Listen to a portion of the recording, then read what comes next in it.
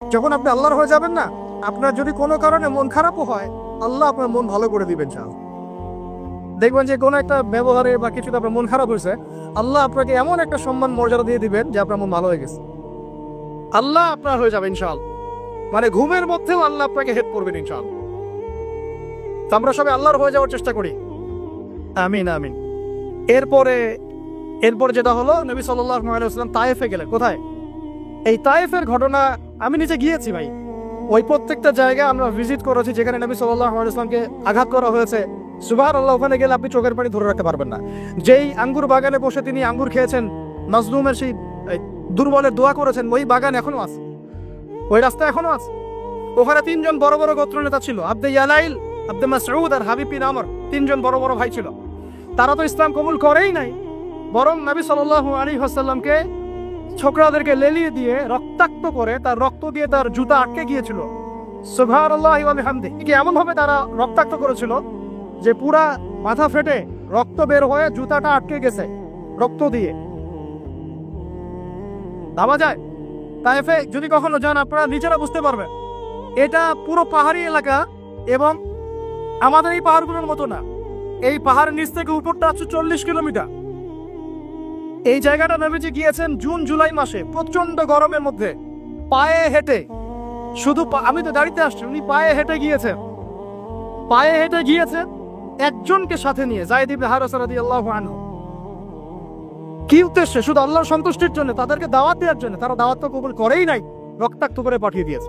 তাহলে আমরা দাওয়াতের খুব ইনস্ট্যান্ট ফলাফল কেন চাই ভাই? আমরা কেন এত তড়িৎ গতিতে ফলাফল আশা করি? সবর করতে হয়, এখানে অনেক সংগ্রাম আছে, ত্যাগের ব্যাপার আছে, তারপরে ফলাফল আসবে ইনশাআল্লাহ। কথা ঠিক না ভুল?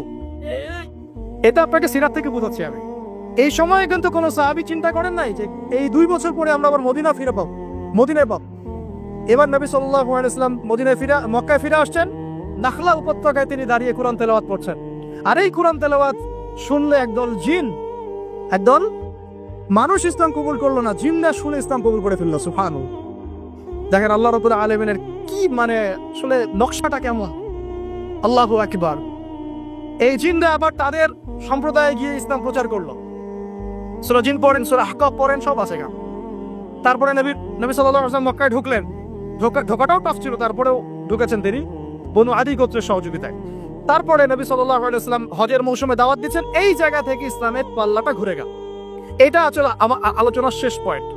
এই জায়গা থেকে ইসলামের পাল্লাটা ঘুরে গেল এবং আমরা আর দুর্বল থাকলাম না, শুধু শক্তিশালী না, এত শক্তিশালী হলাম যে পুরো বিশ্ব আমাদের করদলগত হয়ে গেল। সুবহানাল্লাহ।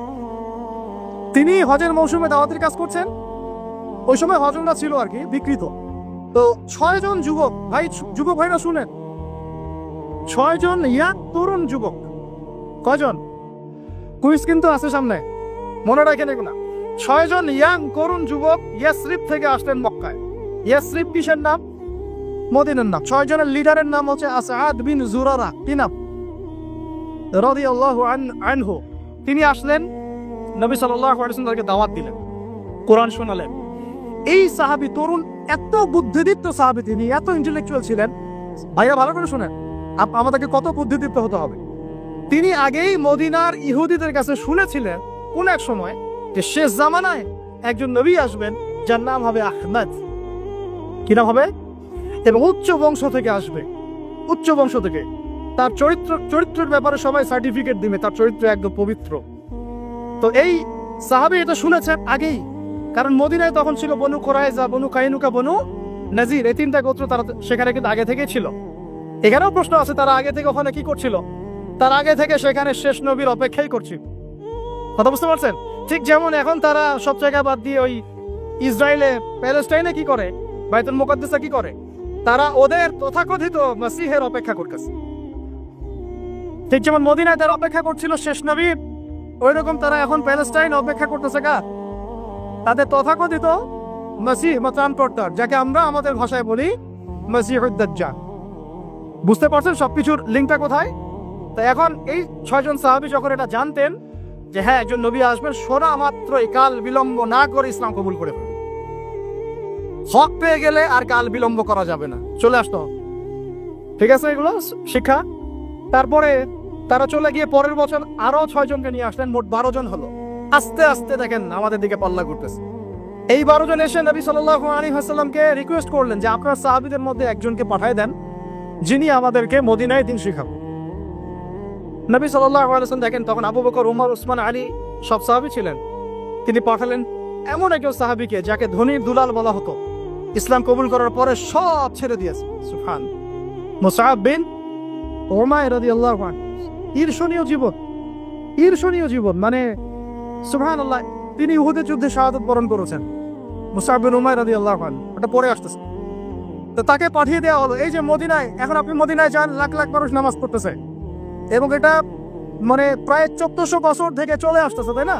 1400-1500 বছর থেকে এত মানুষ, এত সুন্দর পরিবেশ, এত সুন্দর নামাজ কেরাত, মদিনায় গেলে মনটা ভালো হয়ে যায়। ঠিক আছে, এত সুন্দর রুহানিয়াত একটা। এই মদিনায় ইসলামের দরজাই খুলে গেল মুসআব বিন উমাইর রাদিয়াল্লাহু আনহুর মাধ্যমে। আল্লাহ পাক তাকে কবুল করেছেন। দেখেন, তা আমাদেরকে যুব ভাইদের মধ্যে মুসআব বিন উমাইর বের করতে হবে, তাই না? এটা কি এখন শুধু ফেসবুক স্ক্রল করলেই হবে? না, আমার ইলম অর্জন করতে হবে ভাই। ওস্তাদ লাগবে না, মুরব্বী লাগবে না, পড়াশোনা করতে হবে না? পড়াশোনাটা খুব বেশি ইম্পর্টেন্ট। এর পাশে বাকি কাজগুলো আপনি সমন্বয় করে করবেন। তো তিনি দাওয়াতের কাজ করলেন মাত্র 1 বছরে। কত বছর? মাত্র 1 বছরের ব্যবধানে 75টা পরিবার ইসলাম কবুল করেছে। এবং সেখানে সাদ বিন মুআজ রাদিয়াল্লাহু আনহুর মতো বড় নেতাও ছিলেন, মানে যার কথার একটা ভ্যালু আছে সমাজে, এরকম বড় বড় সাহাবীও ছিলেন। এবার তারা চলে আসলেন পরের বছর মক্কায়, এসে হাতে হাত রেখে বায়াত করলেন। কি করলেন? আপনারা তো দিন কায়েম করতে চান, তাই না? কার হাতে বায়াত করেছেন? হ্যাঁ, মুরব্বী কে আপনার? প্রশ্ন আছে অনেক। জামাই মারার কথা বলছিলাম আমরা, এখানে অনেক সুন্নাহ আছে। এখানে আমি এটার ফিকহি মাসালা যেতে যাচ্ছি না, যেটা কতটুকু জায়েজ না জায়েজ বা ফরজ ওয়াজিব সুন্নাত মুস্তাহাব, এটা না। দেখেন, আমরা দাড়ি কেউ কেটে ফেলি না, পেটে। হ্যাঁ, আমরা কি দস্তরখানা ছাড়া খাওয়া দাওয়া করি? কেউ করি না, কিন্তু মেসওয়াক সবাই করি। তো এখন আপনি এত এত গুরুত্বের সাথে মেসওয়াক করেন কেন? এত গুরুত্বের সাথে আপনি সুন্নাহগুলো রাখেন কেন? দস্তরখানার ব্যাপারে এত আপনি কেন গুরুত্ব দেন কেন? কারণ প্রত্যেকটা সুন্নাহ আপনি আমল করতে চান, তাই না? তো দেখেন, কোন সাহাবী নবী সাল্লাল্লাহু আলাইহি ওয়াসাল্লামের হাতে বায়াত ছাড়া দিন কবুলও করেন নাই, কোন সারিয়াও বায়াত ছাড়া হয় নাই, কোন জিহাদও বায়াত ছাড়া হয় নাই, মিমারা ছাড়া রাষ্ট্র হয় নাই। অনেক ব্যাপার আছে, এগুলো আপনাদেরকে আস্তে আস্তে বুঝতে হবে। আমি জানি এগুলো একটু মানে টার্মগুলো একটু কঠিন, আস্তে আস্তে আপনারা এগুলো বুঝবেন ইনশাআল্লাহ। আল্লাহ পাক আপনাদেরকে বোঝার তৌফিক দান করুন। দেখেন, ওই বিষয়টা না থাকলে, আল্লাহকে সাক্ষী রেখে যখন সাহাবীরা নবী সাল্লাল্লাহু আলাইহি ওয়াসাল্লামের হাতে হাত রেখে বায়াত করেছেন যে আপনি মদিনায় আসেন, আমরা যেভাবে আমাদের স্ত্রী সন্তানদেরকে নিরাপত্তা দেই, আপনাকেও দেব, আপনার সাহাবীদেরকেও দেব। তারপরে নবীজি বলেছেন যে যদি তোমরা না পারো তাহলে আগেই বলে দাও, ঠিক আছে? এটা যদি না পারো আগেই বলে দাও। তারা বলেছেন যে আমরা আমাদের জান মাল দিয়ে আপনাকে এইভাবে প্রোটেকশন দিব, যেভাবে আমরা আমাদের স্ত্রী সন্তানদেরকে প্রোটেকশন দিয়ে থাকি, নিরাপত্তা দিয়ে থাকি।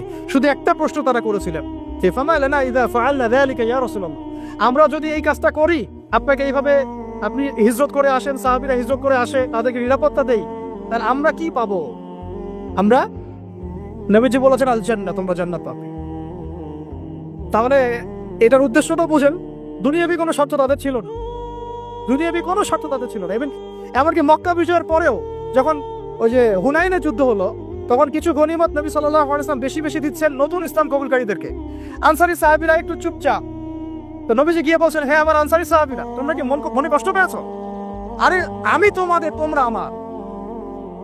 তোমরা মনে কষ্ট পাচ্ছ কেন? আমি তোমাদের, তোমরা আমার। তারপরে তাদের সব কষ্ট দূর হয়ে গেল। তো দেখেন, তারা কিন্তু এই জান্নাতের তখনই ওই আয়াত নাযিল হয়েছে, ইন্নাল্লাহা আশতারা মিনাল মুমিনিনা আনফুসাহুম ওয়া আমওয়ালাহুম বিআন্না লাহুমুল জান্নাহ। এই যে আয়াতগুলো, তখন কিন্তু এগুলো সারা নজুল আছে। তো এখন এরপরে নবী সাল্লাল্লাহু আলাইহি ওয়াসাল্লাম চলে গেলেন মদিনায়। প্রিয় ভাইরা, এবার বুঝেন, এখন আমরা আর দুর্বল নাই। মদিনায় সব সাহাবীরা একসাথে চলে গেলেন, এক জায়গায় সবাই থাকলাম। তার মানে আমার একটা ভৌগোলিক জায়গা দরকার। কি দরকার? এটা আল্লাহ পাক আমাদেরকে বাংলার জমিন দিয়েছেন, ঠিক আছে? আমরা তো বাংলার জমিন আছে, বাইরে চিন্তা করার সুযোগ আমাদের এখন হচ্ছে না। তো জায়গা দরকার আগে, তাই না? এবং সবাই একটা জায়গায় থাকতে হবে, তাই তো? তারপরে নবী সাল্লাল্লাহু আলাইহি ওয়াসাল্লামকে সবাই আমির মেনেছেন না? নেতা কয়জন সেখানে? এই জায়গায় আমাদের একটা প্রবলেম আছে। আমরা এখানে মানে সবাই মিলে একজনকে ফিক্স করতে পারছি না বা হয়ে উঠছে না।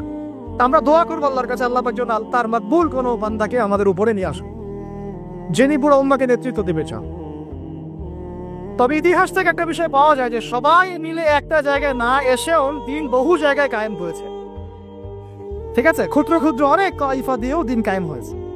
জরুরি না যে সব ভাইকে একবার একটা প্ল্যাটফর্মে নাম লেখাইতে হবে, এটাও জরুরি না। কিন্তু একজন নেতা দরকার। কি দরকার? একজন নেতা দরকার, অনুসারী দরকার, আমাদের একটা জায়গা দরকার, একটা ইমারত দরকার এবং বায়াও দরকার আছে। ঠিক আছে, আল্লাহ পাক আমাদেরকে বোঝার তৌফিক দান করেন। তারপরে এবার নবী সাল্লাল্লাহু আলাইহি ওয়াসাল্লাম হলেন সেখানকার আমির, তাই না? রাষ্ট্রপ্রধান, নবী এবং সেখানকার নেতা এবং আমিরও, সবকিছুই তিনি মদিনা সনদ করলেন। ওখানে ইহুদিরা ছিল, ওদের সাথে চুক্তি হলো, ধারাগুলো আপনারা পড়ে নিয়েন। আজকে সিরাতের বই না কিনে কেউ বাড়িতে যাবেন না, ঠিক আছে? মার্কেটিং করে দিলাম ভাই, হাদিয়া দিয়েন। তো সিরাতের বই না কিনে বাসায় কেউ যাবেন না। তিনি মদিনা সনদের ধারাগুলো তাদের সাথে ডিল করা হলো। মুসলিমদের মধ্যে তিনি দিনী ভাই সম্পর্ক স্থাপন করলেন, একজন আনসার একজন মুহাজির, একজন আনসার একজন মুহাজির। এই দিনী ভাতৃত্ব লাগবে আমাদের। আবার এই ভাতৃত্বের জায়গায় আমরা দুর্বল আছে, এখানেও দুর্বল আছে। আমরা কাউকে মাথায় উঠাইতে সময় নেই না, নামাইতেও সময় নেই না। হ্যাঁ, কারো একটা ভালো গুণ দেখলে একেবারে মাথায় উঠে ফেলাই। আমার দেখা যায় একটু কিছু দেখা যাচ্ছে একটু খারাপ নেগেটিভ, হ্যাঁ, আমরা তো মনে করি সবাই ফেরেশতা হবে আর কি। ঠিক আছে, তখন আবার এক আছাড় দিয়ে মাটিতে ফেলে দিই। সেটা সুন্নাত না সিরাতের। ঠিক আছে, দেখেন হাতেব বিন আবি বালতা রাদিয়াল্লাহু আনহু তিনি পত্র নিয়ে গিয়েছিলেন, নবী সাল্লাল্লাহু আলাইহি ওয়াসাল্লাম তাকে তিরস্কার করেন নাই।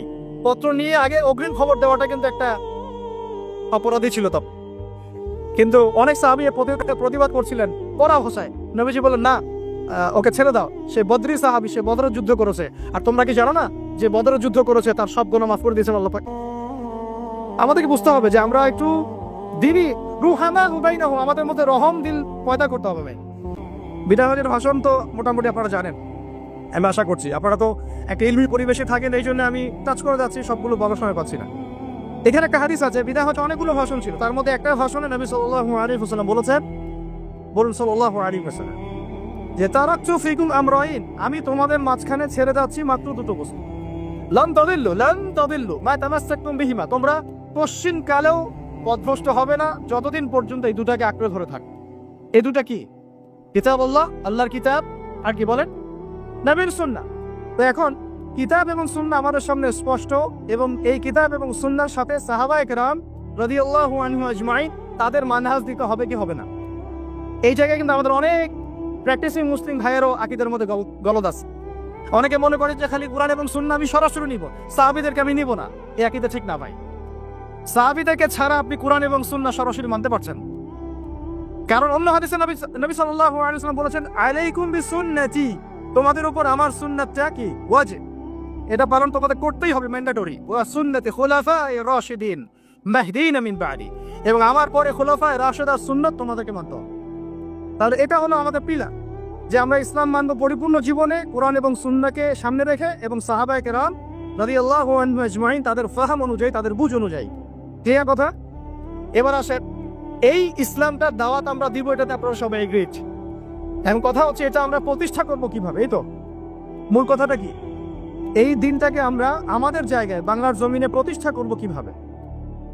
জরুরি না যে বাংলার জমিনে ইসলামী খেলাফত কায়েম হবে, অন্য কোনো জায়গা হতে পারবে, এটাও কিন্তু জরুরি না। আল্লাহ পাক চাইলে এই খেলাফত সিরিয়ায় কায়েম করতে পারে, ফিলিস্তিনে কায়েম করতে পারে, আল্লাহ পাক চাইলে আরো অন্য কিছুও করতে পারেন। আপনারা সিরাতের আলোকে জানেন, যখন নবী সাল্লাল্লাহু আলাইহি ওয়াসাল্লাম তায়েফে গিয়েছেন এবং তাকে মারা হয়েছে, তিনি ফিরে এসেছেন মক্কায়, তখন কি সাহাবীরা চিন্তা করতে পেরেছিলেন যে কয়দিন পরে আমরা মদিনায় যাব, সেখানে ইসলামিক স্টেট কায়েম হবে?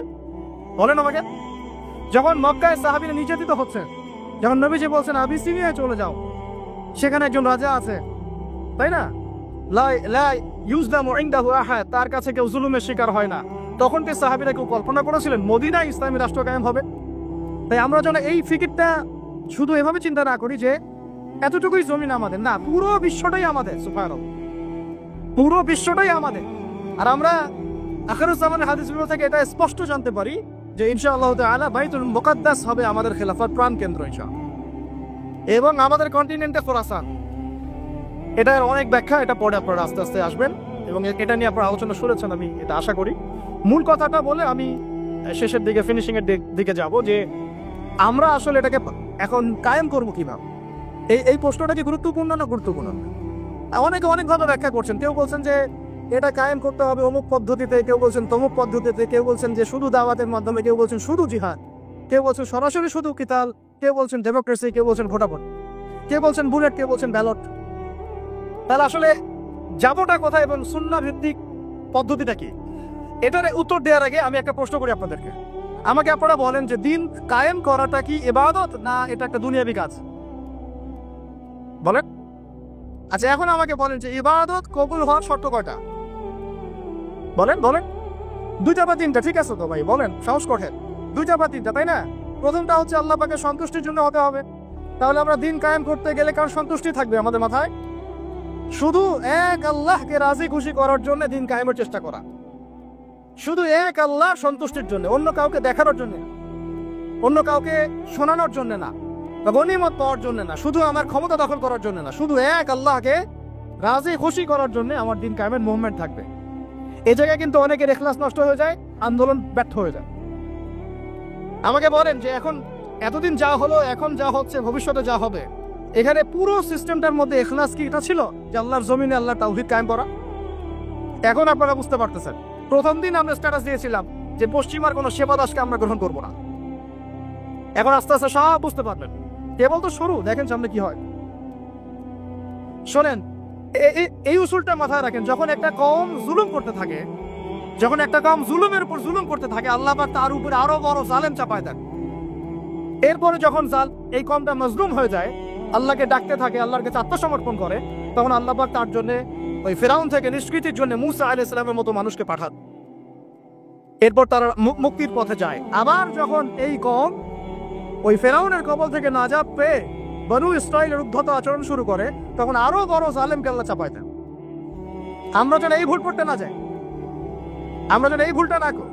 আল্লাহ পাক যদি আমাদেরকে ফিরাউনের কবল থেকে নাজাত দিয়ে থাকেন, আমরা যেন উদ্ধত বনু ইসরাইল না হয়ে যাই। এটা আমার খুব হৃদয়ের ভিতর থেকে একটা আকুতি আর কি। তো মূল কথায় আসি যে আল্লাহ পাকের সন্তুষ্টি হবে আমার উদ্দেশ্য। ইখলাস ঠিক রাখতে হবে প্রত্যেকটা কাজে। আপনারা বই মেলে কেন এসেছেন? আল্লাহকে রাজি খুশি করার জন্য। আমি কেন কথা বলছি? আল্লাহকে রাজি খুশি করার জন্য। আমরা ওস্তাদকে শ্রদ্ধা সম্মান কেন করি? আল্লাহকে রাজি খুশি করার জন্য। নাকি ওস্তাদ আপনাকে প্রশংসা করবেন সেজন্য, নাকি এখানে আপনি কোনো স্বার্থ পাবেন সেজন্য? শুধু এক আল্লাহকে রাজি খুশি করার জন্য যখন আমরা সবাই কাজ করব, দেখবেন অটোমেটিক্যালি তাওহীদ প্রতিষ্ঠা হয়ে গেছে। আপনারা যখন সিরাত পড়বেন দেখবেন খায়বার যুদ্ধের পরে মদিনা ফেরার পথে আরো 2-1টা যুদ্ধ হয়েছে। ওই 2-1টা যুদ্ধের মধ্যে কিছু ইহুদি ওৎপেতে আক্রমণের চেষ্টা করেছিল। সেখানে নবী সাল্লাল্লাহু আলাইহি ওয়াসাল্লাম একজন খাদেম ছিল। সেই খাদেম তীরবিদ্ধ হয়। সাহাবীরা বলতে লাগলো যে মাশাআল্লাহ, এ তো পুরো জান্নাতে চলে যাবে। নবী সাল্লাল্লাহু আলাইহি ওয়াসাল্লামের খাদেম ছিল, তীরবিদ্ধ হয়ে শহীদ হোক। নবীজি বলছেন না, সাল্লাল্লাহু আলাইহি ওয়াসাল্লাম বলছেন না, বরং আমি দেখছি তাকে জাহান্নামের আগুনে জ্বলতে। বলেন আউযুবিল্লাহ। সাহাবীরা অবাক হয়ে জিজ্ঞাসা করলেন, কি কারণে ইয়া রাসূলুল্লাহ? তিনি বললেন, খায়বারের গনিমতের মাল থেকে একটা চাদর সে না বলে নিয়েছিল, এই কারণে। খায়বারের গনিমতের মাল থেকে একটা চাদর সে না বলে নিয়েছিল, জাস্ট এই কারণে। তখন সবাই কিছু কিছু করে জিনিস আনা শুরু করলো, জমা দেওয়া শুরু করলো। একটা মেসওয়াক, একটা ডাল পর্যন্ত মানুষ জমা দিয়ে দিল। নবীজি বলেন, এগুলো ছিল জাহান্নামের অংশ যা তোমরা জমা দিলে। তাহলে আমাদের পুরো মুভমেন্টের উদ্দেশ্য কি হবে বলেন? আজকের আলোচনা সব ভুলে গেলে একটু ভুলে যায় না, আমাদের পুরো উদ্দেশ্যটা কি হবে? শুধু এক আল্লাহকে রাজি খুশি করার জন্য। এই উদ্দেশ্য থাকলে তখন আপনার আমির মাত্র সমস্যা হবে না, জামায়াতে আসতেও সমস্যা হবে না, ইমারতেও সমস্যা হবে না, আপনার বায়াত নিতেও সমস্যা হবে। এখানে যদি স্বার্থ থাকে তখন আপনি কিন্তু এখানে এড়াই যাবে না। আমি কেন তাকে মানবো? আমি কি কম বড় আলেম? হ্যাঁ, আমি কেন জামায়ায় যাব? আমার কি আলাদা জামায়াত করার সুযোগ নাই? আমি কি সিরাত কম বুঝি? আমি কি দিন কায়েম কম বুঝি? আমি কি ঐক্যের জন্য নরম হব? আমি কি বেহকের উপর আছি? এই যে বিষয়গুলো তখনই আসে যখন ইখলাস ঠিক থাকে না। ইখলাস ঠিক না থাকলে কোনো কাজের বারাকা আসবে না। আল্লাহ পাক আমাদেরকে বোঝার তৌফিক দান করুন। 2 নাম্বার হচ্ছে ভাই যে আমল, যেহেতু বললেন দিন কায়েম একটা ইবাদত, তাহলে ইবাদত করতে হবে কার তরিকা অনুযায়ী? বলেন। এটা আপনারা সবাই এক বাক্যে স্বীকার করছেন, নবী সাল্লাল্লাহু আলাইহি ওয়াসাল্লামের সুন্নাত এবং তরিকা ছাড়া দিন কায়েমটা ইবাদত বলে গণ্য হবে না। সেটা আমার একটা ব্যর্থ প্রচেষ্টা হয়ে যেতে পারে। সূরা কাহফে একটা আয়াত আছে কিন্তু, ওই যে কিছু মানুষ মনে করে তারা খুব সুন্দর আমল করছে, ওয়াহুম ইয়াহসাবুনা আন্নাহুম ইউহসিনুনা সুনআ। এদের ব্যাপারে আল্লাহ পাক বলেছেন, কুল হাল নুনাব্বিউকুম বিল আখসারিনা আমাল, সবচেয়ে ক্ষতিগ্রস্ত আমলকারী সম্পর্কে আমি জানাবো কিনা। এটা তারা যারা দুনিয়াতে অনেক সুন্দর আমল করে, মনে করে আমরা অনেক সুন্দর আমল করছি, অথচ ওদের আমল বিফল হয়ে গেছে, এখলাস ঠিক না থাকার কারণে, নবীর তরিকা অনুযায়ী না হওয়ার কারণে। তাহলে এখন যদি আমরা এগ্রি করি যে হ্যাঁ দিন কায়েমটা নবী সাল্লাল্লাহু আলাইহি ওয়াসাল্লামের পদ্ধতিতেই করতে হবে, তাহলে আমাকে সিরাতে আসতে হবে কি আসতে হবে না? সুন্নাতে আসতে হবে কি আসতে হবে না? তবে আমি বলবো এভাবে যে সিরাতের সুন্নতে আসতে হবে, সিরাতের সুন্নতে আসতে হবে দিন কায়েম করতে হবে, অন্য কোনো সুন্নত নাই আমাদের সামনে। এখন অনেক ভাই কেউ বলছেন যে আব্রাহাম লিঙ্কনের তরিকাতেই দিন কায়েম হবে, কি যুক্তি তো তারা দিচ্ছেন অনেক।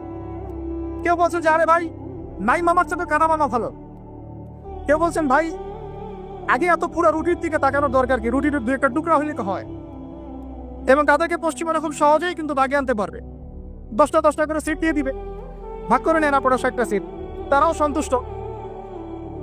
সন্তুষ্ট যে আমরা তো আগে কিছুই পাইতাম না, অন্তত এখন 50টা তো পাইছি। বিশ্বাস করেন, আমি কেন বড় বড় আল্লাহর অলিকেও যদি আপনি সিস্টেমের মধ্য দিয়ে ওখানে প্রেসিডেন্ট হিসেবে বসায় দেন, সে একজন বান্দা গরু ছাড়া কিছুই করতে পারে না। আমরা বলছি সিরাতের সুন্নতে গেলে পুরো রুটিটাই আমাদের হবে, রুটির টুকরা আমরা চাই না, পুরো রুটিটাই চাই।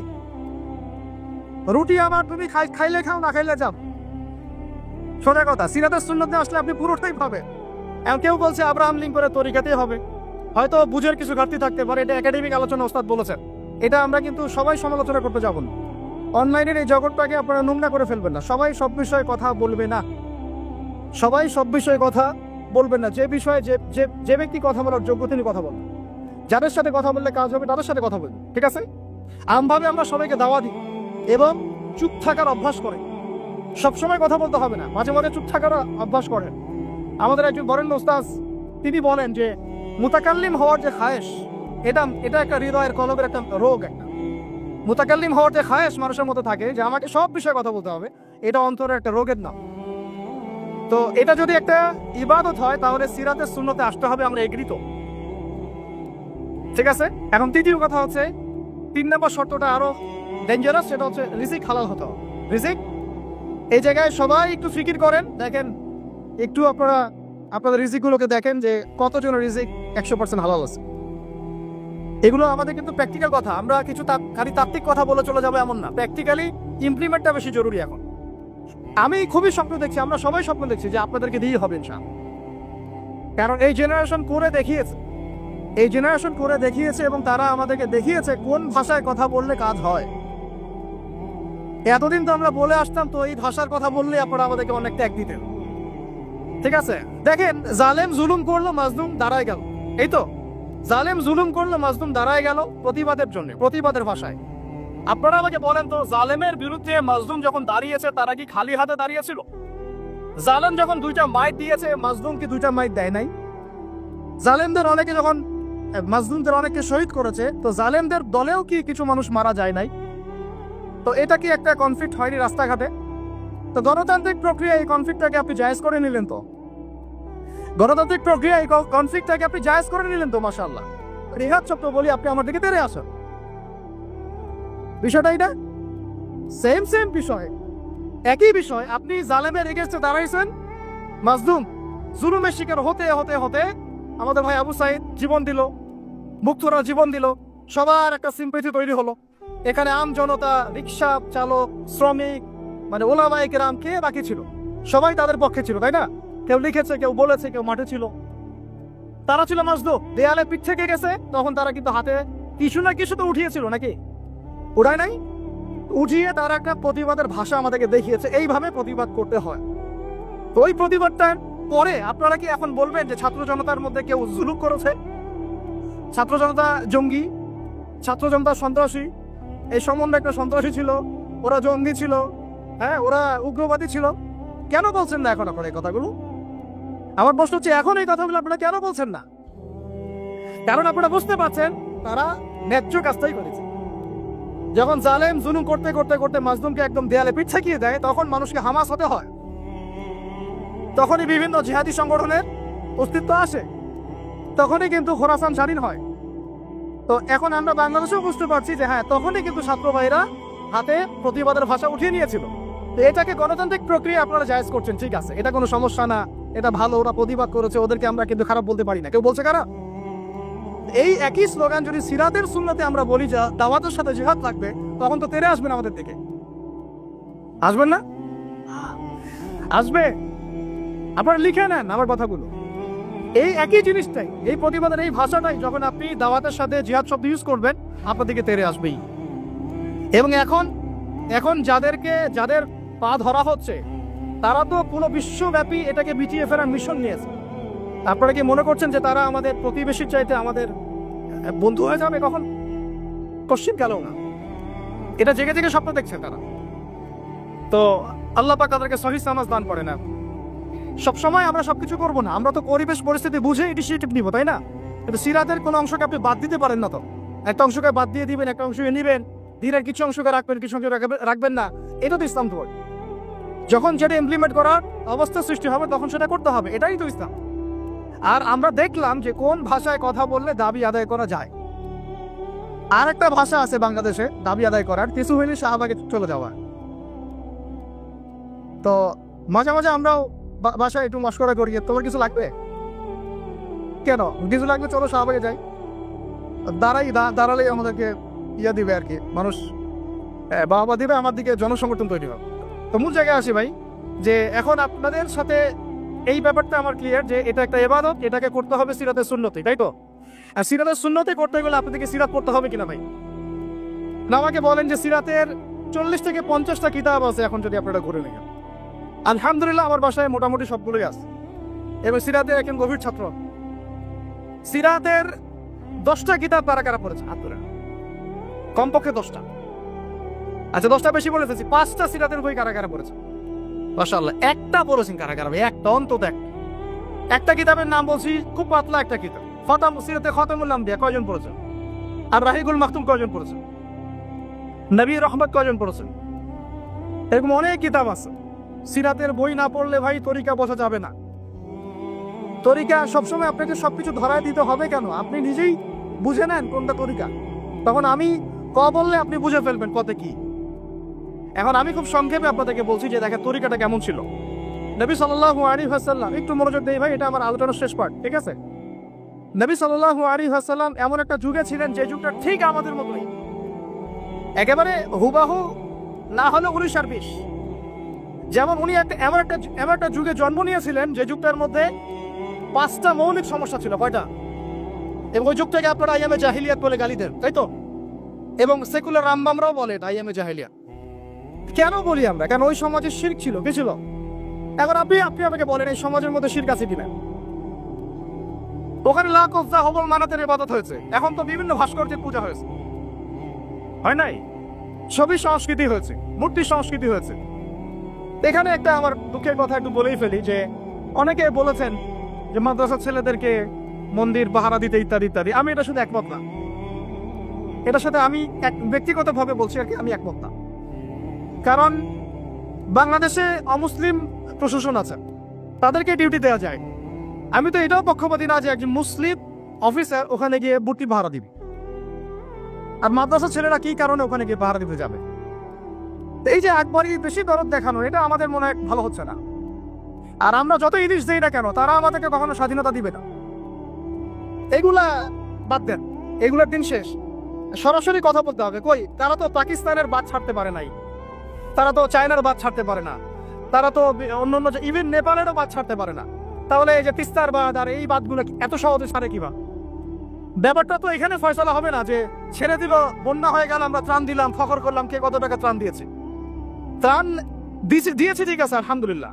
আমার মূল জায়গা হচ্ছে সে যেন পানি ছাড়তে না পারে এরপর থেকে। এটা ছিল আমাদের মূল কথা। কিন্তু এই জায়গায় কি আমরা কাজ করলাম? আমরা ত্রাণ দিলাম, আলহামদুলিল্লাহ, ঠিক আছে, কিন্তু আমরা কিন্তু ওই জায়গায় গেলাম না যে এরপর থেকে যেন এই বাদ খোলার সাহস তারা না পায়। তো মূল জায়গায় আসে আল্লাহ পাক আমাদেরকে আমল করার তৌফিক দান করে না। আচ্ছা, প্রথম সমস্যাটা ছিল আইয়ামে জাহিলিয়াতে, যে ওই যুগে শিরক ছিল, এটা ছিল মূল কথা। আইয়ামে জাহিলিয়াত কেন বলছেন? ওই যুগে কি ছিল? এখন বিশ্বাস করেন আমাদের বাংলার মাটিতে ধর্মীয় অঙ্গনে শিরক আছে, কবর পূজা, মাজার পূজা আছে না? রাজনৈতিক অঙ্গনে শিরক আছে, কি শিরক? আল্লাহর বিধান বাদ দিয়ে তাগুতি বিধানে দাসত্ব করা। অর্থনৈতিক অঙ্গনে শিরক আছে, আল্লাহর হালালকে হারাম করে ওইটাকে আবার বেশি উত্তম মনে করা। এগুলো কি ইমান ভঙ্গের কারণের মধ্যে পড়ে না? আপনারা তো জানেন। তারপরে সংস্কৃতির মধ্যে শিরক নাই, আর শিক্ষার শিরক তো আপনারা দেখতেই পাচ্ছেন। শিক্ষার মধ্যে কি কি শিরক আছে? এখন তো আপনাকে ট্রান্সজেন্ডার করতে হবে, টেক্সট বইয়ের মধ্যে চলে আসতেছে, কি করবেন আপনি? তো প্রত্যেকটা ডিপার্টমেন্ট, আমাদের ডিপার্টমেন্টই কয়টাই? ব্যক্তি জীবন, ধর্মীয় জীবন, পারিবারিক, অর্থনৈতিক, শিক্ষা, সংস্কৃতি, রাজনীতি, প্রত্যেকটা ডিপার্টমেন্টে শিরক আছে বাংলাদেশে। তাহলে আইয়ামে জাহিলিয়াতের ওই শিরক না হয় একটা ধর্মীয় প্রেক্ষাপটে ছিল, এটা তো পুরো একটা গ্লোবাল প্রেক্ষাপটে শিরক হয়ে যাচ্ছে। তাহলে আমরা কি এখন আইয়ামে জাহিলিয়াত থেকে এই সেন্সে মুক্ত হতে পেরেছি? দ্বিতীয় প্রবলেম ছিল রিবা। আইয়ামে জাহিলিয়াতের দ্বিতীয় প্রবলেম রিবা। এখন আপনি যে কোনো ব্যাংকের দিকে তাকান বা ব্যাংকিং সিস্টেমের দিকে তাকান, ইনক্লুডিং ওয়ার্ল্ড ব্যাংক, IMF, তারপরে আপনার ফেডারেল রিজার্ভ এবং আমাদের সেন্ট্রাল ব্যাংকগুলা। ইকোনমিক্সে আমরা পড়েছি ভাই, না পড়ে কথা বলছি না। ইকোনমিক্স আমাদের ইউনিভার্সিটির সাবজেক্ট। একেবারে ভিতরে গোড়ায় শিরক আছে, সুদ আছে, কি আছে? সুদ আছে, গোড়ায় সুদ আছে। এমন ভাবে সুদের অক্টোপাসে চেপে ধরেছে যে মানে আপনি যেটাই ডিল করতে চান একটা সুদের অংশ আপনাকে দিতে হবে। পশ্চিমাদের কাছে আপনি লোন নিতে চান, বিনা সুদে কোনো লোন তারা দিবে না। বরং আমরা দেখেছি খোরাসান স্বাধীন হওয়ার পরে তাদের যে রিজার্ভ ছিল ওটা তারা জব্দ করেছিল। আপনারা তো অনেকে জানেন যে তারা এখন কারেন্সির দিক থেকে অনেক উন্নত হয়ে গেছে। কেউ কি কখনো জিজ্ঞাসা করেছেন বা প্রশ্ন তুলেছেন যে কি ফর্মুলা তারা ইমপ্লিমেন্ট করেছে? তারা কিন্তু ডাবল কারেন্সি চালা, তাদের দেশে ডাবল কারেন্সি চলে, জাকাত ভিত্তিক অর্থনীতি চলে, এবং সব দুর্নীতি তারা বন্ধ করেছে, এবং যত কালো টাকা এগুলোকে সাদা করে ফেলেছে। তো এই বিষয়গুলো কি ইসলামের মধ্যে নাই? কিন্তু এর ইমপ্লিমেন্ট বাংলাদেশে বিগত 70 বছর হয় নাই। যতবারই স্বাধীন হয়েছেন আপনারা, এই ইমপ্লিমেন্ট হয় নাই যে সুদবিহীন অর্থ ব্যবস্থা চালু করা কেউ করতে পারে নাই। হ্যাঁ, কিছু মানুষ চেষ্টা করেছেন, স্বীকার করি, তাদেরকে আমরা শ্রদ্ধা করি, সম্মান করি, তাদের প্রচেষ্টাকে আমরা সাধুবাদ জানাই। কিন্তু যতক্ষণ পর্যন্ত শেকড় পরিবর্তন হবে না, ডালপালা ছাটিয়ে লাভ নাই। আমাদের একটা সাইকোলজিক্যাল সমস্যা হচ্ছে আমরা সবসময় ডালপালা নিয়ে আলোচনা করি। আজকে কাদিয়ানি মুভমেন্ট, কালকে অমুক, কালকে তমুক, হ্যাঁ, কালকে এই ট্রান্সজেন্ডার, তারপরে সমকামিতা ইত্যাদি একটা ইস্যু নিয়ে আমরা আলোচনা শুরু করি, একদম অনলাইন কাঁপায় ফেলি। কিন্তু ডাল যদি ছেটেও ফেলেন, শেকড় যদি পচা থাকে, ওই শেকড় থেকে কি আপনি বিশুদ্ধ কোনো ফল পাবেন? তা আমরা যে দাওয়াটার কথা বলি সেটা হচ্ছে পুরো শেকড়টাকে লা ইলাহা ইল্লাল্লাহ এইটা প্রতিষ্ঠা করা। সেটা আবার মুহাম্মদ রাসূলুল্লাহ তরিকা অনুযায়ী এই কালিমা পূর্ণ হবে তখন সিরাতে সুন্নতে সাল্লাল্লাহু আলাইহি ওয়াসাল্লাম। তো এটা একটা বড় সমস্যা ছিল, যেখান থেকে এখন পুরো বিশ্ব বের হতে পারে নাই। তাহলে আমরা এখনো জাহিলিয়াতের এই মরণ থাবার মধ্যেই কিন্তু আছি। 3 নম্বর ছিল মাদক। বলেন, আপনারাই বলেন, এই মাদক থেকে কি আমরা বের হতে পেরেছি কিনা? আমরা তো অনেকে দেখি ইফতার করেও সিগারেট টান দেয়। তো আরো বড়, এখন এই অঞ্চলগুলোতে আপনারা তো জানেন ভালো করে আমার চেয়ে মাদকের কি সয়লা। হ্যাঁ, অনেক বড় বড় কোটিপতি শিল্পপতি হয়েছে ইয়াবার ব্যবসা করে, আবার জাকাতও দেয়, আবার এদিকে হজও করে, উমরাও করে। তো সুদ দেখেন, সুদ, ঘুষ, দুর্নীতি ছাড়া কোন সেক্টরটা টিকে ছিল? ঘুষ ছাড়া কোথায় চাকরি হয়েছে? সুদ ছাড়া কোন ব্যাংকিং সিস্টেম চলে? তাহলে সেই হারাম অর্থনীতি থেকে আমরা তো বের হইতে পারি না। আইয়ামে জাহিলিয়াতের মধ্যে আছে এবং মাদকের মানে ভয়াল খাবার মধ্যে আছে। ইয়াং জেনারেশনের বেসিক সমস্যাই মাদক এখন, কারণ তারা একটা সময় পর্যন্ত অনইসলামিক লাইফ লিড করে, গার্লফ্রেন্ড অ্যাফেয়ার্স, এইটা ওইটা, গান বাজনা করতে করতে হতাশ, শেষমেশ মাদক।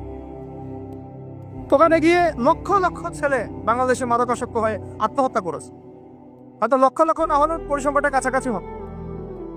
তো এই সমস্যাটা থেকে আমরা কিন্তু বের হতে পারি নাই। আরেকটা ছিল জাহিলিয়াতের সমস্যা, নারী জাতির অবমাননা। এটা থেকে কি বের হতে পারছে জাতি? বলেন, নারী জাতির আমাদের একটু আগে এক বোনের কথা আসলো, তাহলে আমাদের বোনরা কি এখনো সেফ? একটা প্রসঙ্গ সত্য উঠে আসছে না, গুম।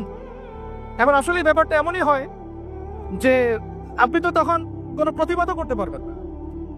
একেবারে আতর্কিত হামলার মতো হুট করে 1 মিনিটের মধ্যে উঠে নিয়ে চলে গেল, কিছুই বলার নাই, কিছুই করার নাই।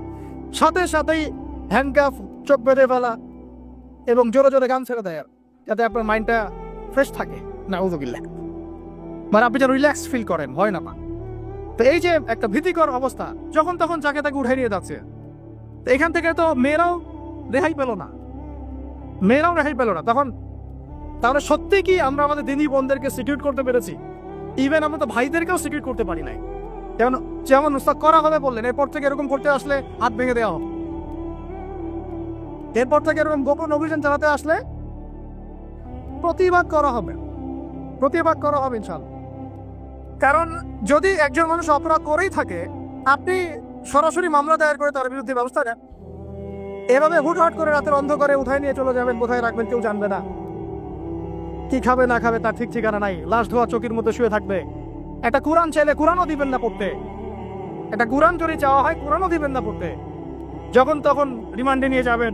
নির্যাতন তো ওটা বাদ দিলাম, কারণ আমরা বলতে চাই না এই কারণে, আমরা অনেক ভাইদের কুরবানির যে ইতিহাস শুনেছি, গল্প কারগুজারি শুনেছি, তার বিপরীতে এই বিষয়গুলো নিয়ে আমার ব্যক্তিগতভাবে কথা বলতে লজ্জা লাগে।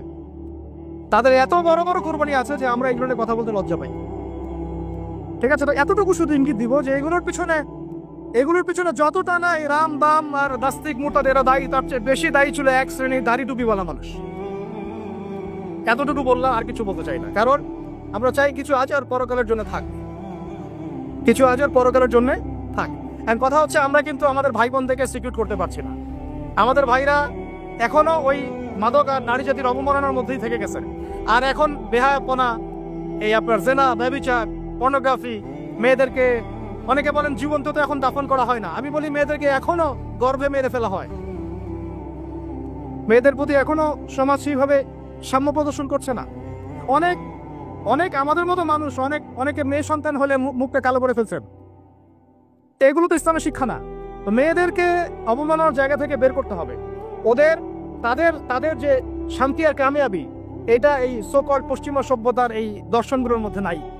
তাদের শান্তি কামিয়াবি আছে শুধুমাত্র কোরআন এবং হাদিসের মধ্যে। এই মেসেজটা আমাদের বোনদেরকে পৌঁছাতে হবে ইনশাআল্লাহ।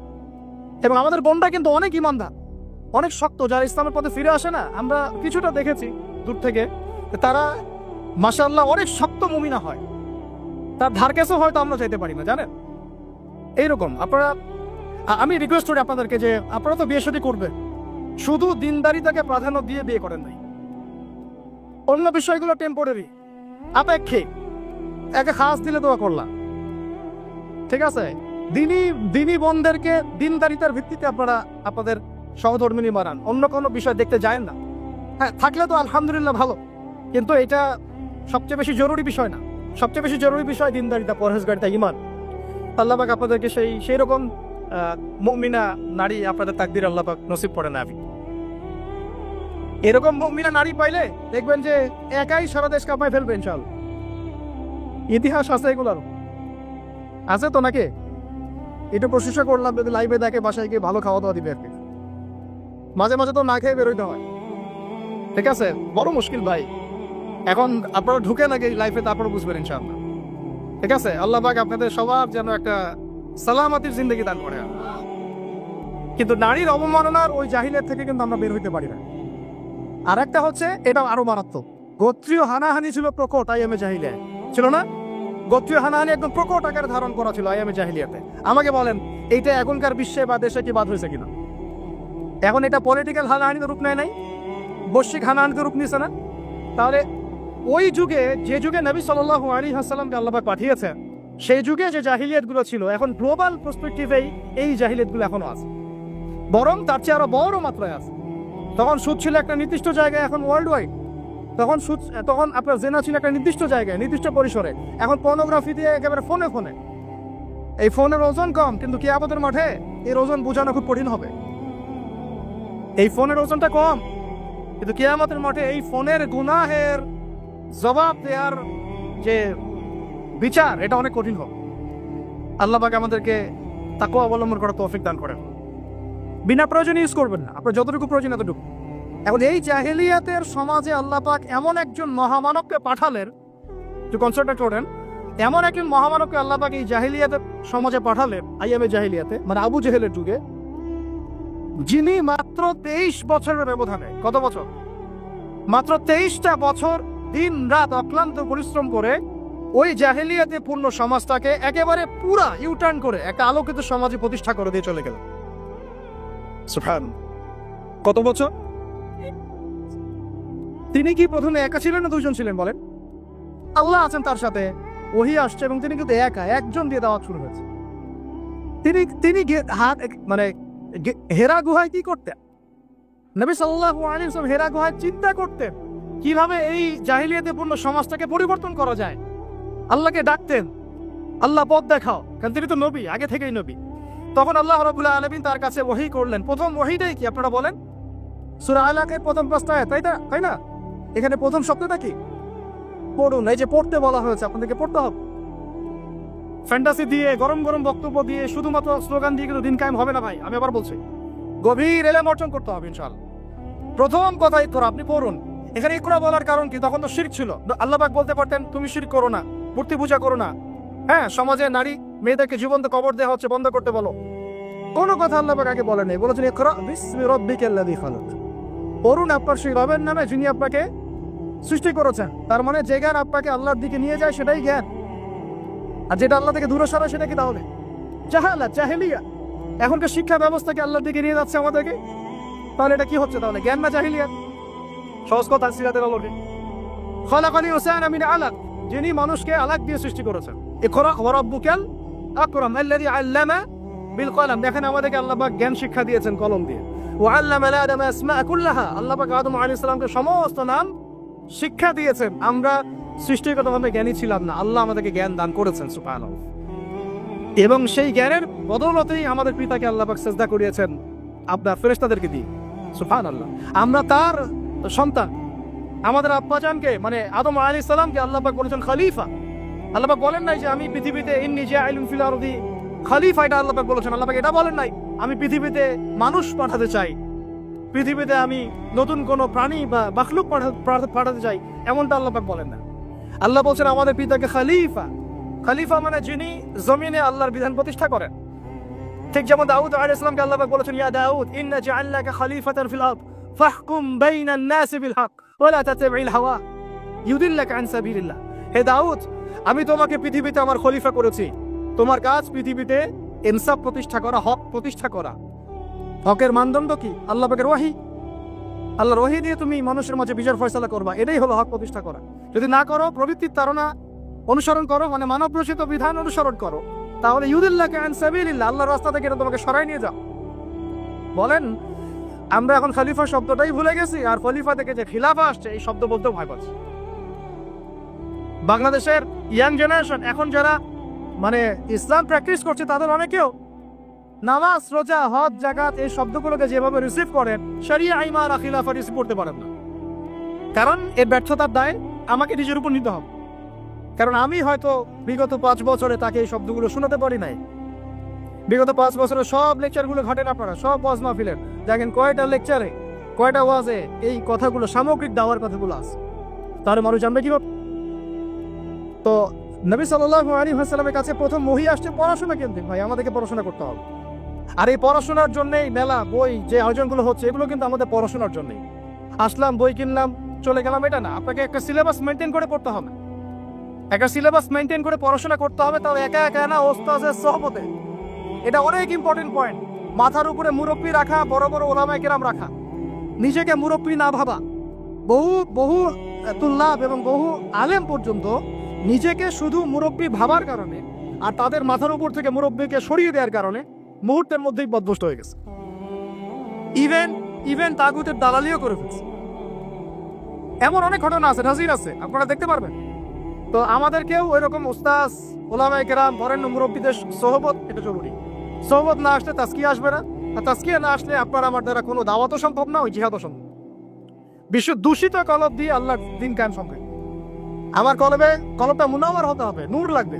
নূর অর্জন করতে হলে আমার পড়াশোনা আমলের পাশাপাশি এরকম মুহাক্কিক আলেমদের সোহবতও লাগবে। এবং এই জায়গায় আপনি নিজেকে সাম্প্রদায়িক করে ফেলবেন না যে আমি শুধু একজনকে আমি মানে আমার মাথার উপরে রাখছি, বাকি আর কাউকে আমি চিনি না। এরকম চিন্তা মনে হয় করা ঠিক হবে না। বরং বরেণ্য ওলামায়ে কেরামদের সবার কাছ থেকে আপনি নূর হাসিল করবেন। ঠিক আছে? অনেক সময় দেখা যায় আমাদের বড়দের মধ্যে কোনো কোনো বিষয়ে মতপার্থক্য হতে পারে। এই জায়গায় আপনার আমার কাজ কি? এই জায়গায় আপনার আমার কাজ তালেবে ইলম হিসেবে একদম চুপ থাকা। কি থাকা? একদম চুপ থাকবে না, কথা বলবেন না। ওইটা তারা বুঝবে। এই জায়গায় ফেসবুকটা যে ক্ষতি করেছে বাংলাদেশে, অন্য কোনো প্ল্যাটফর্ম সেটা করে না। এটা কিন্তু একটা ক্ষতিকর দিক। এটা ভালো দিকও যেমন আছে, এটা ক্ষতিকর দিকেও। কথা সব জায়গায় বলা যাবে না, আমাদের সবাইকে কথা বলা যাবে না। তো মাথার উপর মুরব্বী রাখা, উলামায়ে কেরামের সহপতি থাকা এবং ইলম অনুযায়ী আমল করা, আল্লাহ পাক আমাদেরকে বোঝার তৌফিক দান করে। এবার নবী সাল্লাল্লাহু আলাইহি ওয়াসাল্লামের কাছে যখন এই ওহীটা আসলো, আপনারা তো জানেন তিনি বাসায় গিয়েছেন, নিজের জীবনের আশঙ্কা করেছেন। ওয়ারাকা বিন নাফিল কি বলেছিলেন? ওয়ারাকা বিন নাফিল বলেছিলেন যে তোমার কাছে যিনি এসেছেন সে হচ্ছে নামুস, মানে জিবরাইল আলাইহিস সালাম। এইবার তোমার তোমাকে বের করে দিবে। আমার পয়েন্টটা ধরেন এই জায়গায়। ওয়ারাকা বিন নাফিলের কাছে আল্লাহর নবীকে নিয়ে যাওয়া হলে সাল্লাল্লাহু আলাইহি ওয়াসাল্লাম, তিনি মন্তব্য করেছিলেন যে তোমার কাছে যে এসেছে সে হচ্ছে নামুস, জিবরাইল আলাইহিস সালাম। তোমার কাছে এমন একটা ওহী আসছে, এইবার তোমাকে তোমার কওম বের করে দিবে। নবীজি অবাক হয়ে জিজ্ঞাসা করেছিলেন যে আমাকে তারা বের করে দিবে? আমাকে তারা সাদিক আল আমিন বলে থাকে, তাই না? তখন তিনি বলেছিলেন এর আগে যার কাছেই নামুস এসেছে, মানে এই ওহী আল্লাহর ওহী এসেছে, তাকেই তার কওম বের করে দিয়েছে। তার মানে কি? তার মানে আপনি যখন ওহী ভিত্তিক হকের কথা বলবেন এবং সিরাতে সুন্নতে নিজেও চলবেন এবং সেটা কায়েম করতে চাইবেন, আপনাকেও সমাজ থেকে বের করে দেওয়া হতে পারে। বের করে দেওয়া হতে পারে, আরো বড় কিছু হতে পারে। এখন তাকদিরে যা আছে তা হবে, এটা আল্লাহ পাকের হাতে। কিন্তু আমরা কি সুন্নত থেকে সরে যাব? এবার নবী সাল্লাল্লাহু আলাইহি ওয়াসাল্লাম যখন শুয়ে আছে, এই যে জাম্মিলুনি জাম্মিলুনি এইখান থেকে বলতেছে, তখন কিন্তু আল্লাহ রাব্বুল আলামিন কয়েকদিন পরে আরেকটা ওহী করেছেন। এই ওহীটা আমরা অনেকে আলোচনা করতে চাই না, তা করি না, এটা একটু আমি আলোচনা করবো আজকে। ধৈর্য ধরতে পারছেন কি? আচ্ছা ঠিক আছে, আপনাদের ধৈর্য চ্যুতি হয় কিনা আমি ভয় পাচ্ছি। তো দ্বিতীয় ওহীটা অনেকেই জানেন। দ্বিতীয় ওহী কি এটা অনেকেই জানি না, এবং এটার ব্যাখ্যা অনেক সময় করা হয় না। প্রথম ওহীটা নিয়ে কথা হয় যে পড়াশোনা করতে বলা হয়েছে। দ্বিতীয় ওহীটা হচ্ছে সূরা মুদ্দাসসিরের প্রথম 5-6টা আয়াত। তিনি যখন শুয়ে আছেন, দ্বিতীয় ওহী আসছে, ইয়া আইয়ুহাল মুদ্দাসসির, হে কম্বল আবৃত রাসূল উঠুন। কুম ফাআনজির, কুম উঠেন, আপনি উঠে দাঁড়া। ফাআনজির মানুষকে সতর্ক করেন। ওয়া রাব্বুকা ফাকাব্বির, আপনার রবের তাকবীর পাঠ করেন। আমরা যে বলি তাকবীর, আল্লাহু আকবার, ঠিক আছে? ওয়া রাব্বুকা ফাকাব্বির ওয়া সিয়াবাকা ফাতাহহির ওয়া রুজসা ফাহজুর। দেখেন এই বেসিক আয়াতের উপর আমাদের আমল নাই, আমি দেখাচ্ছি আপনাদেরকে। এখানে ওহী প্রাপ্ত হওয়ার পরে নবী সাল্লাল্লাহু আলাইহি ওয়াসাল্লামকে বলা হয়েছে আপনি উঠে দাঁড়ান। উঠে দাঁড়ান মানে শুধু বিছানা থেকে মাটিতে দাঁড়ান অর্থ নয়। উঠে দাঁড়ান মানে হক নিয়ে আপনি সমাজের মধ্যে দাঁড়িয়ে পড়েন এবং সমাজের মানুষকে সতর্ক করা শুরু করেন। তবে হক প্রাপ্ত হলে, হক চিনতে শিখলে আমাদের কাজ কি? দাঁড়িয়ে যাওয়া, হককে দাঁড়িয়ে যাওয়া, মানুষকে সতর্ক করা, দাওয়াতের কাজ করতে থাকা এবং রবের তাকবীর পাঠ করুন। পোশাক পবিত্র রাখুন, শুধু বাহ্যিক পোশাক না, কলমের পোশাকটাও। এই কলমের পোশাকের পবিত্রতা কয়জন আছে বুকে হাত দিয়ে কে বলতে পারবে? কার কলমে জিনার অপবিত্রতা নাই? কার কলমে এই হিংসার অপবিত্রতা নাই? গীবতের অপবিত্রতা নাই? তহমতের অপবিত্রতা নাই? মানুষের সম্মান হানির অপবিত্রতা নাই? ইভেন আমরা যারা অনেক সময় দিনের রিপ্রেজেন্টেটিভ হয়ে আছি, তাদেরও কলম দূষিত হয়ে আছে অনেক সময়। থাকা স্বাভাবিক, কারণ আমরা তো ওই বরেণ্য ওলামায়ে কেরামদের সোহবতে কম যাচ্ছি। নিজে নিজেকে মুফতি মনে করছি, আমি নিজেই নিজেকে মানে আমির বলে করা শুরু করছি, তখন তো সমস্যা। তো আরেকটা কথা এখানে আছে যে ওয়ার রুজসা ফাহজুর, যত অনর্থক কথা আর কাজ আছে এটাকে আপনি এড়িয়ে চল। বলেন তো এটা আমরা আমল করতে পারছি? অনর্থক কথা আর কাজ আমরা এড়িয়ে চলতে পারি? আমরা সবাই, অলমোস্ট এভরিবডি, আমাদের জীবনের বেশিরভাগ সময় নষ্ট করতেছে অনর্থক কথা আর কাজ। ওই সময়টুকু পড়লেও কাজ হতো, তেলাওয়াত করলে কাজ হতো, উস্তাদের বয়ান শুনলে কাজ হতো ইত্যাদি। এখন এই ওহীগুলো আসার পরে আমাদের নবী সাল্লাল্লাহু আলাইহি ওয়াসাল্লাম আর বসে থাকলেন না দাঁড়িয়ে গেলেন? এই যে তিনি দাঁড়িয়ে গেলেন একদম 23 বছর, মানে অনবরত দিন রাত। এটাকে আপনি দুই ভাগে ভাগ করে ফেলতে পারেন, একটা মাক্কি যুগ, একটা মাদানী। মাক্কি যুগ কত বছর ছিল? 13 বছর। মাদানী অ্যাপ্রক্সিমেটলি 10 বছর। এই মাক্কি যুগটাকে আপনি আবার 2-3টা ভাগে ভাগ করতে পারেন। একটা ভাগ হচ্ছে প্রথম 3 বছর নবী সাল্লাল্লাহু আলাইহি ওয়াসাল্লাম গোপনে গোপনে দাওয়াত দিয়েছেন। কত বছর? আমাদের সমাজে কিন্তু ওই প্রেক্ষাপটটা এখন আর নাই, কারণ দাওয়াতটা প্রচার হয়ে গেছে মাশাআল্লাহ। প্রথম 3 বছর তিনি কিন্তু ইন্ডিভিজুয়ালি দাওয়াত দিয়েছেন। আবু বকর সিদ্দিক দাওয়াত কবুল করেছেন, খাদিজা রাদিয়াল্লাহু আনহা, আলী ইবনে আবি তালেব, যায়েদ ইবনে হারেসা, আব্দুল্লাহ বিন মাসউদ, তারপর বিলাল ইবনে রাবাহ, তারপরে বলেন উসমান বিন আফফান, তালহা রাদিয়াল্লাহু আনহু, জুবাইর বিন আওয়াম। এই যে বরেণ্য সাহাবায়ে কেরাম যারা বদর, উহুদ, খন্দক কাঁপিয়ে দিয়েছেন, পরে তারা ইসলাম কবুল করেছেন কখন? এই প্রথম 3-4 বছর। তাহলে আমাদেরকে কিন্তু মানুষ তৈরি করতে হবে। সিরাতের শিক্ষা কি? মানুষ তৈরি করতে হবে। এবং এই দাওয়াতটা কি মুসলিম সমাজে হচ্ছে না অমুসলিম সমাজে হচ্ছে? বলে তাহলে আমরা কিন্তু ইসলামের কথা বলছি। এখন অমুসলিম সমাজে আমরা দাওয়াত দিচ্ছি কতটুকু, এটা ভাবতে হবে না? অমুসলিম থেকে কি আমরা ঠিক মতো দাওয়াত দিচ্ছি? এই যে আপনাদের পার্বত্য অঞ্চলে পুরো জায়গাটা কিন্তু অমুসলিম অধ্যুষিত, আমাদেরকে ওদেরকে দাওয়াত দিতে হবে, ওদেরকে দাওয়াত দিতে হবে। কে জানে তাদের মধ্য থেকে আনসারী সাহাবীর মতো সাহাবী বের হতে পারে, কে জানে তাদের মধ্য থেকে ওমর ইবনুল খাত্তাব বের হতে পারে, আমার যারা যা খেদমত হচ্ছে না তার দ্বারা সেটা হতে পারে। তাই দাওয়াতটা সাম্প্রদায়িক করবো না, দাওয়াতটা আমরা সবার মাঝখানে ছড়াবো ইনশাআল্লাহ। এটা কিন্তু সিরাতের শিক্ষা। তার মানে মুসলিম অমুসলিম সবাইকে দাওয়াত দিব ইনশাআল্লাহ। আল্লাহ পাক তৌফিক দান করেন, যোগ্যতা দান করেন। আমি